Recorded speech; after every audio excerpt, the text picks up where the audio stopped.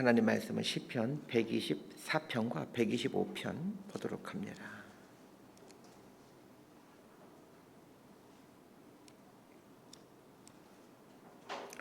시편 124편과 125편 두 편 말씀을 보도록 합니다. 제가 먼저 읽겠습니다. 이스라엘은 이제 말하기를 여호와께서 우리 편에 계시지 아니하셨더라면 우리가 어떻게 하였으랴. 사람들이 우리를 치러 일어날 때에 여호와께서 우리 편에 계시지 아니하셨더라면 그때 그들의 노여움이 우리에게 맹렬하여 우리를 산채로 삼켰을 것이며 그때 물이 우리를 휩쓸며 시내가 우리 영혼을 삼켰을 것이며 그때 넘치는 물이 우리 영혼을 삼켰을 것이라 할 것이로다. 우리를 내주어 그들의 이에 씹히지 아니하게 하신 여호와를 찬송할지로다. 우리의 영혼이 사냥꾼의 올무에서 벗어난 새같이 되었나니 올무가 끊어짐으로 우리가 벗어났도다. 우리의 도움은 천지를 지으신 여호와의 이름에 있도다. 여호와를 의지하는 자는 시온산이 흔들리지 아니하고 영원히 있음 같도다. 산들이 예루살렘을 두름과 같이 여호와께서 그의 백성을 지금부터 영원까지 두루시리로다. 악인의 규가 의인들의 땅에서는 그 권세를 누리지 못하리니 이는 의인들로 하여금 죄악의 손을 대지 아니하게 함이로다. 여호와여 선한 자들과 마음이 정직한 자들에게 선대하소서. 5절 함께 읽습니다. 자기의 굽은 길로 치우치는 자들은 여호와께서 죄를 범하는 자들과 함께 다니게 하시리로다. 이스라엘에게는 평강이 있을지어다. 아멘. 시편 120편부터 134편까지 15개의 시편에는 부제목이 있는데 성전에 올라가는 노래라는 부제목이 붙어 있습니다. 이 성전에 올라가는 노래라는 부제목의 의미를 알고 이 시편들을 묵상하면 다만 은혜를 누려갈 수 있습니다.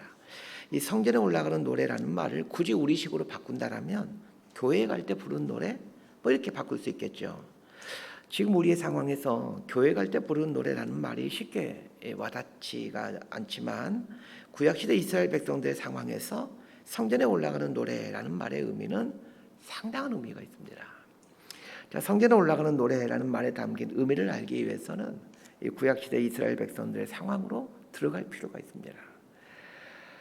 구약시대는 예루살렘 성전에서 제사를 드립니다. 문제는 예루살렘 성전은 유대 지역 예루살렘에 있기에 북쪽에 있는 갈릴리 지역이나 사마리아 지역에 살고 있는 사람들 입장에서는 그 예루살렘 성전에 가는 일이 여간 불편한 일이 아니라는 것입니다. 걸어가거나 혹은 나귀를 타고 가야 되는데 갈릴리 지역에서 예루살렘까지 걸어서 간다라면 거의 일주일 정도가 걸립니다. 비교적 가까운 지역인 사마리아 지역에서 예루살렘으로 간다 하더라도 2, 3일은 걸어서 걸립니다. 물론 지금처럼 일주일에 한 번씩 예배를 드리지 않고 1년에 3차례 예루살렘 성전에 와서 절기 예배를 지키죠. 6월절, 7.7절, 초막절 때 성전에 와서 제사를 드립니다. 조금 더 부연 설명하자면 이스라엘 백성들은 평상시에는 안식일이 되게 되면 동네에 있는 회당 같은 곳에서 예배를 드립니다. 그러다가 6월절, 7.7절, 초막절 같은 명절이 되면 예루살렘 성전에 올라가서 제사를 드리는 겁니다. 세 개의 절기가 되면 이스라엘 백성들은 마을 단위로 모여 예루살렘으로 올라갑니다. 수일에 걸친 여행이기에 강도를 만날 수도 있고 또 안전을 위해 모여서 예루살렘으로 가게 됩니다. 자, 위에서 설명드렸듯이 북쪽에 있는 갈릴리 지역에 살고 있는 사람의 경우 예루살렘까지 가는데 거의 일주일이 걸리고 또 6월절, 7.7절, 초막절 절기는 일주일 동안 그 절기가 진행되기에 일주일 정도를 예루살렘에 있게 됩니다. 절기가 마치면 다시 일주일 정도 걸려 자신이 살고 있는 고향 마을로 돌아오게 되죠. 도합 한 20일 정도가 한 번의 절기를 지킬 때 20일 정도가 소요가 됩니다. 자, 묻겠습니다. 여러분이 구약시대 갈릴리 지역에 살고 있는 이스라엘 백성이라면 1년에 3번 예루살렘 성전에 올라가서 제사를 드릴 수 있겠습니까? 저는 자신이 없습니다. 한 번의 절기를 지키기 위해서는 최소 2주에서 3주의 시간을 들여야 합니다. 농사를 짓거나 목축을 하는 사람들이 대부분이었을 텐데 한 번의 절기를 지키기 위해 2주에서 3주 정도 시간을 비운다라는 것은 결코 쉬운 일이 아닙니다. 절기를 지키기 위해 예루살렘 성전을 올라가고자 할 때 가장 걱정이 되는 것은 물론 농사를 짓지 못하는 것, 또 양들 돌보지 못하는 것, 이것도 문제이지만 진짜 큰 문제가 있습니다. 절기는 통상 남자들이 12세 이상의 남자들이 절기를 지키는 게 의무로 되어 있기 때문에 절기 때가 되면 남자들이 통째로 마을을 다 비운다는 것입니다.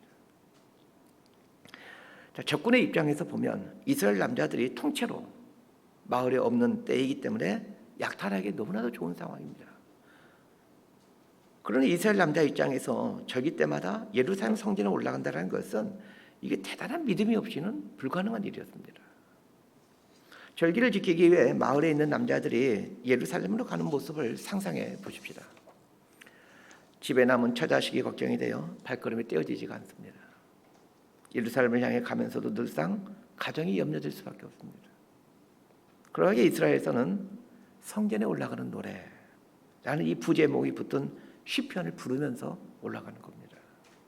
달리 말하면 성전에 올라가는 노래라는 부제목이 붙은 노래들은 그 연약한 처자식만 남겨놓은 채 하나님을 예배하러 예루살렘 성전을 향하는 남자들이 서로를 격려하고 위로하면서 부른 노래들입니다. 예루살렘 성전에 올라가는 내내 이스라엘 남자들이 불렀을 이 노래들이 성전에 올라가는 노래였다는 것을 기억하면서 이 며칠 동안 이 성전에 올라가는 노래들을 배웠으면 합니다. 자, 124편 1절에서 우리 8절까지 함께 읽겠습니다. 시작. 이스라엘은 이제 말하기를 여호와께서 우리 편에 계시지 아니하셨더라면 우리가 어떻게 하였으랴. 사람들이 우리를 치러 일어날 때에 여호와께서 우리 편에 계시지 아니하셨더라면 그때 그들의 노여움이 우리에게 맹렬하여 우리를 산채로 삼켰을 것이며 그때 물이 우리를 휩쓸며 시내가 우리 영혼을 삼켰을 것이며 그때 넘치는 물이 우리 영혼을 삼켰을 것이라 할 것이로다. 우리를 내주어 그들의 이에 씹히지 아니하게 하신 여호와를 찬송할지로다. 우리의 영혼이 사냥꾼의 올무에서 벗어난 새같이 되었나니 올무가 끊어짐으로 우리가 벗어났도다. 우리의 도움은 천지를 지으신 여호와의 이름에 있도다.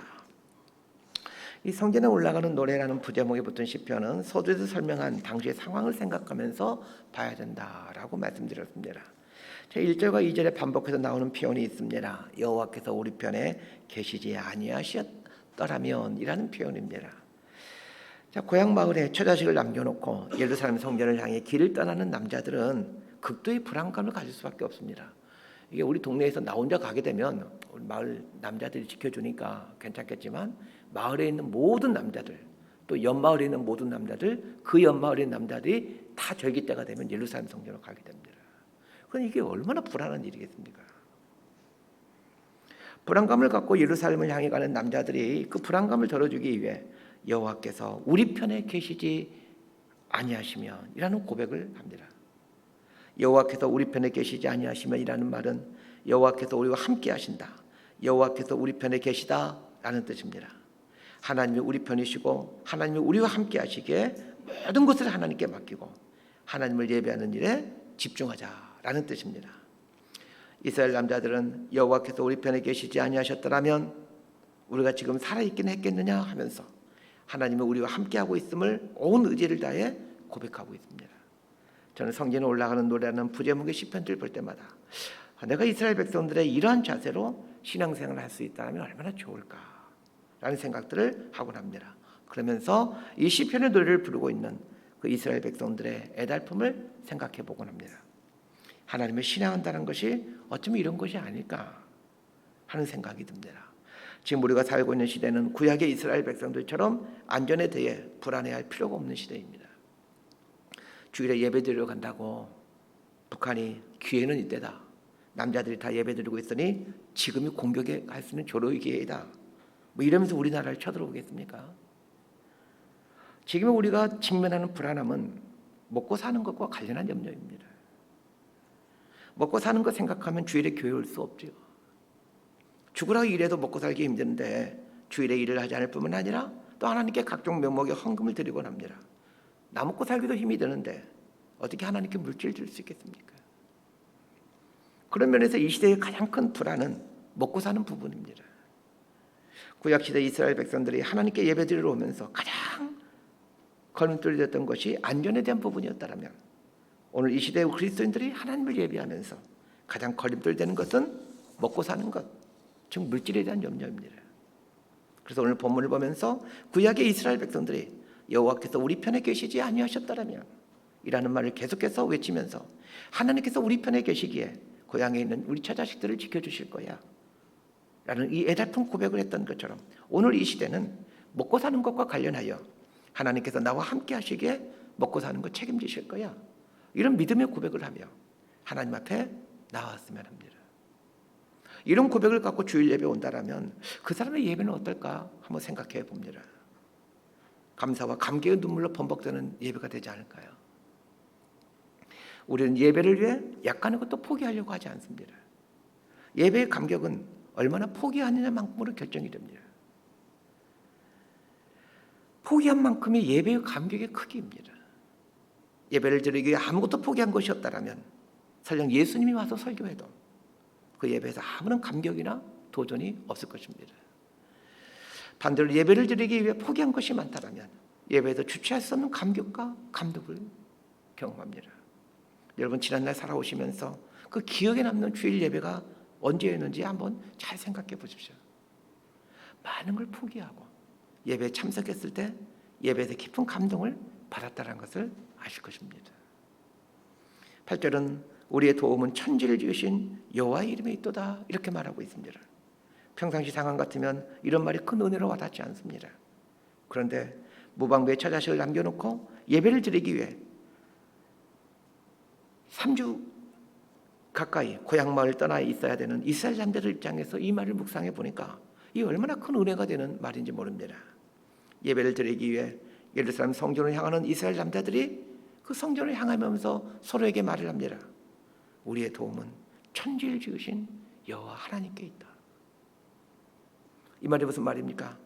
하나님께서 우리 고향에 남아있는 우리의 처자식들 지키시고 혹 어려운 일에 봉착할 때 하나님께서 도와주실 거다, 이런 말 아닙니까? 우리는 8절 말씀엔 우리의 도움은 천지를 지으신 여호와의 이름에 있도다의 상황을 만들어 가려고 하지 않습니다. 무슨 말이냐면 하나님의 도움 없이도 살아갈 수 있는 준비들을 마련해 놓고 산다라는 말입니다. 하나님의 도움 없이도 살아갈 수 있는 준비들을 해놓고 살아가니 우리 삶에서는 8절의 고백인 우리의 도움은 천지를 지으신 여호와의 이름에 있도다 와 같은 이런 고백들이 만들어지지 않는 것입니다. 자, 이제부터는 시편 125편을 보도록 합니다. 자, 125편 1절에서 5절까지 말씀 함께 읽습니다. 시작. 여호와를 의지하는 자는 시온산이 흔들리지 아니하고 영원히 있음 같도다. 산들이 예루살렘을 두른과 같이 여호와께서 그의 백성을 지금부터 영원까지 두루시리로다. 악인의 규가 의인들의 땅에서는 그 권세를 누리지 못하리니 이는 의인들로 하여금 죄악에 손을 대지 아니하게 함이로다. 여호와여, 선한 자들과 마음이 정직한 자들에게 선대하소서. 자기의 굽은 길로 치우치는 자들은 여호와께서 죄를 범하는 자들과 함께 다니게 하시리로다. 이스라엘에게는 평강이 있을지어다. 설교서도에서 설명드린 것처럼 성전에 올라가는 노래라는 부제목이 붙은 노래들은 절기 때에 하나님께 제사하기에 그 예루살렘 성전으로 가면서 불렀던 노래들이다라고 말씀드렸습니다. 우리는 주일에 교회에 오면서 내가 예배드리는 동안에 집에 큰일이 일어날 것이라는 생각조차 하지 않습니다. 예배드리는 시간이 짧기 때문이기도 하지만 지금 우리의 시대는 주일에 예배드리러 온다라고 집에 무슨 큰일이 일어날 그런 상황들이 아니기 때문입니다. 그러나 구약시대 이스라엘 백성들에게 예루살렘 성전에 올라간다라는 것은 모든 것을 잃어버릴 각오를 해야 되는 상황입니다. 이방 나라가 쳐들어와서 노략하기 가장 좋은 때가 이스라엘 남자들이 예루살렘으로 가는 절기 때입니다.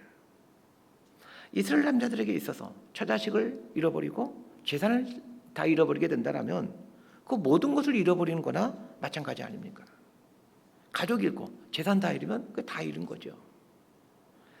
자, 적군이 쳐들어와서 뭘 가지고 가겠습니까?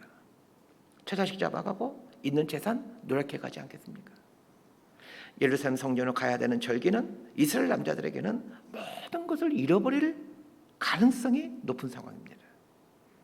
그걸 감수하고 가는 겁니다.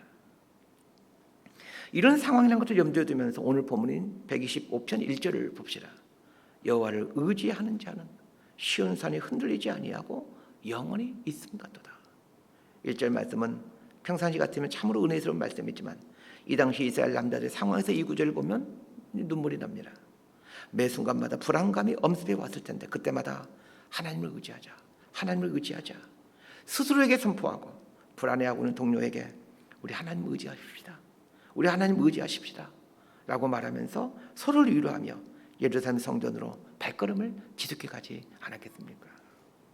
시편 125편 1절과 2절 말씀은 제가 대학생 때 늘 묵상하고 아주 많은 은혜를 받았던 말씀입니다. 이 대학생 때는 이게 무슨 일을 해야 될지 또 어떤 분야에서 일해야 될지 그 모든 것이 불투명한 상황이 있는 때이지 않습니까? 그러니 그 어린 대학생이 얼마나 불안하겠습니까? 그때마다 시편 125편 1절과 2절 묵상하면서 여호와를 의지하는 자는 시온 산이 흔들리지 아니하고 영원히 있음 같도다. 여호와께서 그의 백성을 지금부터 영원까지 두루시리라.